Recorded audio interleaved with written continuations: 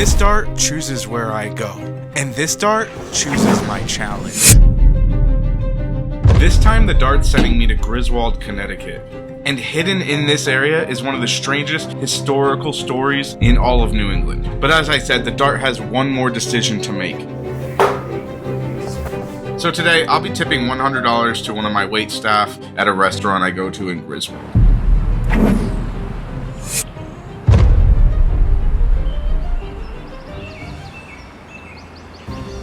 Now I'm driving towards Griswold, to the place that the story really begins. It starts near Hopeville Road. It's beautiful here. This place ties to the story of the vampire pandemic in the 1800s in Connecticut and New England and the surrounding areas. And plus, it's just a beautiful state park, and it's just a really beautiful, peaceful spot here. And we're about to head into Jewett City. I'm going to be unfolding one of the darkest stories in New England history. In 1990, something insane was found in the woods during a gravel excavation operation.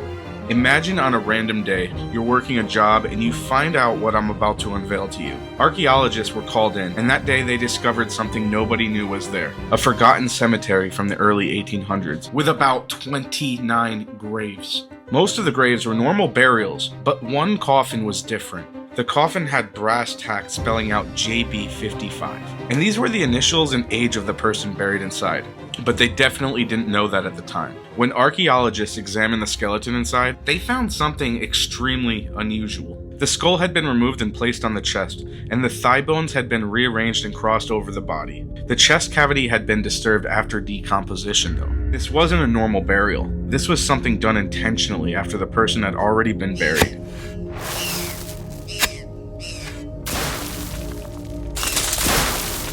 For years, nobody knew who JB55 was, but historians now strongly believe the burial was connected to something called the New England Vampire Panic. After filming near the area where the cemetery had been discovered, I stopped at Breakin' Bread sandwich shop to get something to eat and start reading more about what was happening in the area back in the 1800s. Alright, we're at Breakin' Bread, one of our first stops of the day in Griswold. Saw a lot of fun places to check out while we're here, and I'm going to try to get some photos to tell the story of the Jewett City vampires, but first, I need to eat and fuel up. To understand why someone would want to dig up a grave and rearrange a skeleton like that, you'd have to understand what life was like here at that time. Griswold and nearby Jewett City were mill towns, built along the Quinnebog River. The mills brought workers, and workers lived close together in crowded housing, and they lived near factories. The air was damp from the river, winters were cold, houses were crowded, and disease spread quickly, especially tuberculosis.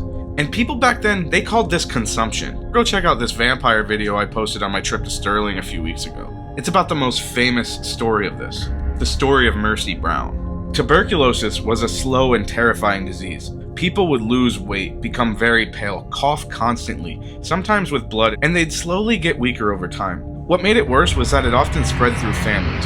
One person would die, then another family member would get sick, then another. Entire families were being wiped out one person at a time. But in the early 1800s, people didn't know about bacteria or germs. They didn't even understand how disease spread, so they started looking for another explanation. Many people began to believe that the first person who died in a family wasn't actually dead. They believed that the person was coming back at night, slowly draining the life from the rest of their family. They believed that the dead were becoming vampires. But the story gets deeper in a little while. From the sandwich shop, I drove to D. Roma Home and Garden in the Campbell's farm stand. This gift shop had a country vibe feel to it, and they even let you try the food before you bought it. And their gift items were so unique. It was just a great stop on my way to uncover the best part of this story. But there's one more stop on the way. I grabbed an apple pie while I was here because it's known as America's favorite pie, even though I secretly hate apple pie.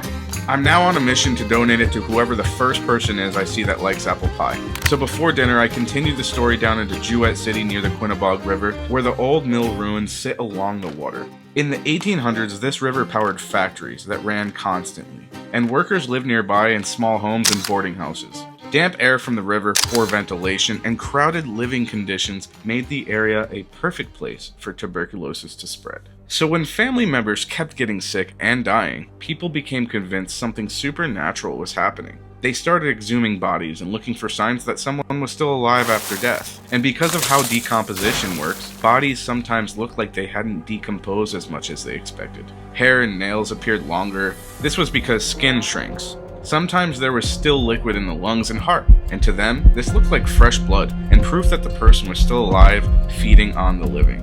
So they performed rituals to stop the vampire from consuming the rest of the family. This can include anything from removing the heart, to burning the heart, to drinking the heart's ashes, to just completely dismembering the body and stacking them in weird ways like we saw at JB55. And archaeologists now know that the burial of JB55 matched these anti-vampire practices that were used in New England during tuberculosis outbreaks. For over 100 years though, nobody knew who JB55 was.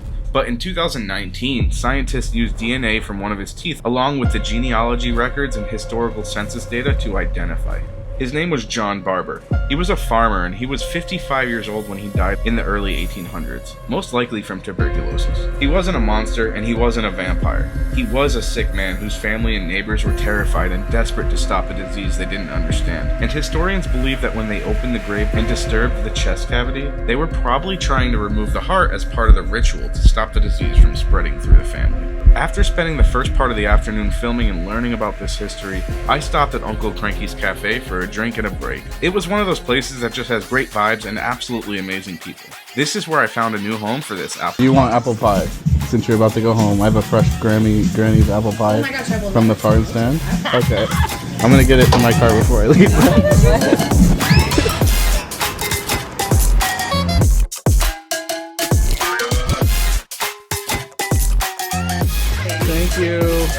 Thank you. Oh yeah, that'll be where the video is for the town. Yeah. Our next stop was right around the corner at Ashland Pond. The waterfall at Veterans Memorial Park was one of the most beautiful places of the entire trip. Standing there and watching the water, it was hard to imagine that a couple hundred years ago, people living around here were terrified that the dead were coming back to life at night. It really shows how different the world was back then, and how fear and lack of understanding can lead people to do things that sound unbelievable now. And before dinner, I was about to walk through one of the most iconic spots of the entire story. Just down the road, we arrived at the cemetery in Jewett City. It was holding a dark past of a specific family. And this is where the whole story unfolds. When you stand here and look at these stones, the story stops feeling like folklore and it starts feeling very, very real. The Ray family graves sit close together, and the dates on the stones tell the whole story. Multiple family members dying within just a few years of each other. One by one, they got sick, wasting away from what we know as tuberculosis. But back then, they just didn't understand it. They watched their loved ones grow weaker, pale, and thin. And then after they were buried, other family members would start getting sick too, and they just thought the vampires were consuming them. So they did what people in New England actually did during the vampire panic. They exhumed the bodies, looking for signs that one of them was undead, and burned the heart in an attempt to cure the living victim. Standing there, reading these names, you realize this isn't just a spooky story. It's 100% real life. This was a family watching each other die, desperate, scared, and willing to believe almost anything if it meant they could stop it. Now I was in need of something to calm my nerves, so I headed to the most recommended spot by all of you. We arrived at Tooley's Tap House. This ended up being my favorite stop of the entire trip.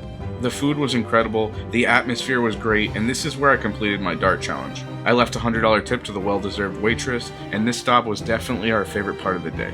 These wings were stupid good too. But what's a day without dessert? For the final stop of the day, we went to Buttonwood Ice Cream, and this might just be the best possible way to end a day that started with a forgotten cemetery and a vampire panic. This trip had strange history, small town stops, great local recommendations, amazing waterfalls and parks, and places I would have never found if this dart did not send me there. And that's exactly why I keep throwing the dart, because you never know what story you're gonna find next. Until next time, peace.